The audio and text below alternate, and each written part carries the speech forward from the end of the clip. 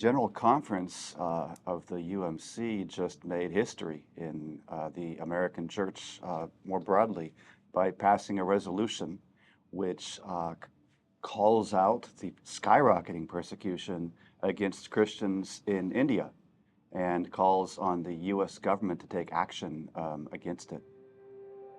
The resolution addresses persecution of Christians in India, Muslims, Sikhs, Dalits, who are lower caste, oppressed peoples, generationally, historically, and Advasi indigenous peoples, particularly in the eastern part of the country and the north.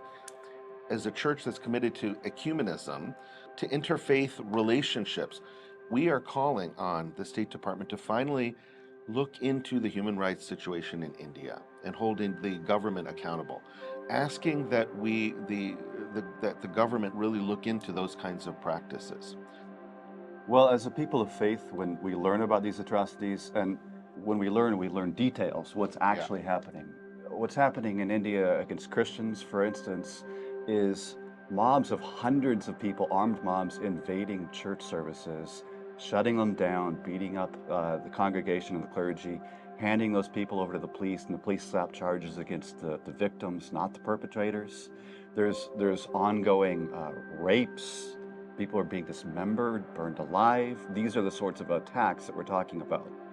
Last year, in 2 states in India, tens of thousands of Christians were displaced, and hundreds of Christians were murdered in massacres, large-scale massacres. Hundreds of churches burned down, torched. So when we learn about that, what's happening against Christians, and it's also happening against other religious minorities in India, our responsibility as people of faith is to first become educated, but then speak. Stand up and speak out about it. Don't just cry about it silently at home. Pray, but put your prayers then into some kind of an action.